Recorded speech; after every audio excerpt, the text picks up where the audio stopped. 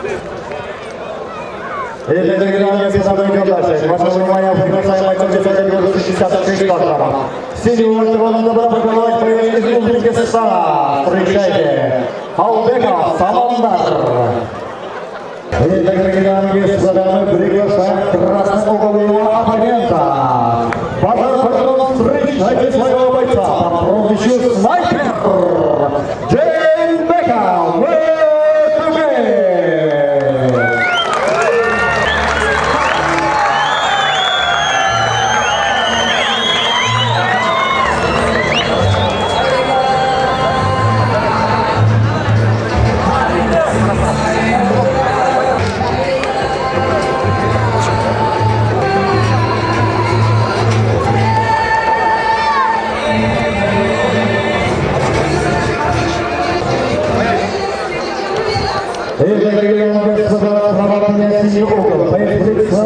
Узбекистан. Бойцовский клуб Адылхан Агалай. Боец минуты Адылхан Карнау. Бойцы 21. Вес бойца 66 килограммов ровно. Вот бойца 72 метра 70 сантиметров.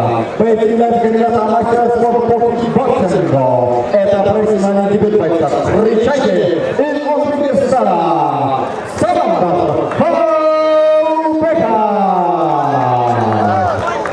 И сегодня красный угол представляет Кыргызстан, город Подокургон. Боец принимает бойцовском клубе Подокургон. Принимает Подокургон Исакова Эльмира. Бойцы 25 лет, вес бойца 66 килограммов ровно. Рост бойца 78 сантиметров.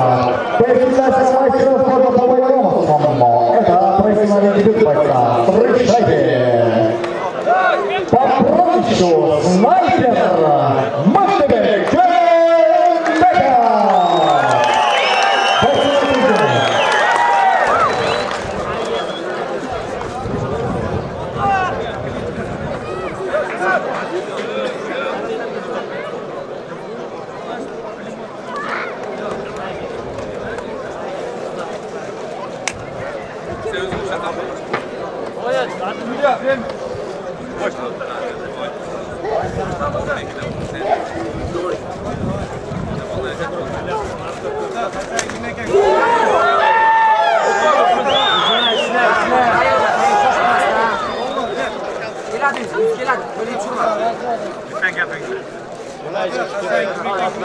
Следующий бой. Мухаммед Али, Ататурк Узбекистана, его оппонент Абдулов Вахтанг Узбекистан.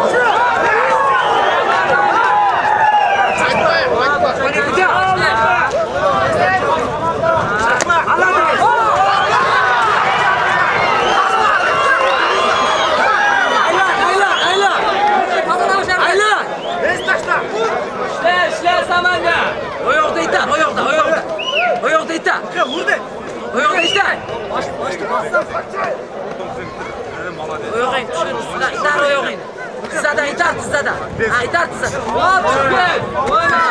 Ayla. Tizada. Oyoqda itar. Tizada. G'alati. Siz chiqib ketamiz. Boshqa chiqarmadi. Qashqadaryoda ishlashganing esla. Oyoqda itar. Oyoqda itar. Oyoqda.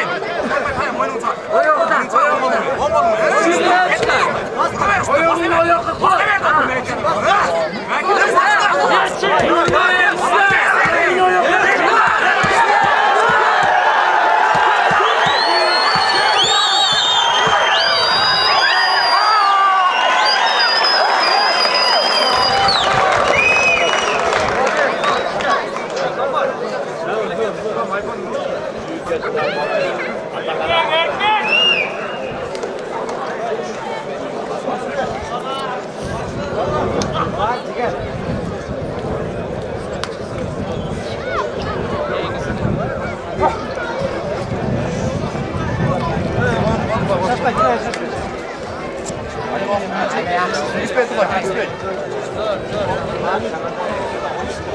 Орос sen giriyor. В первом раунде техническим нокаутом добивания победу красного по прозвищу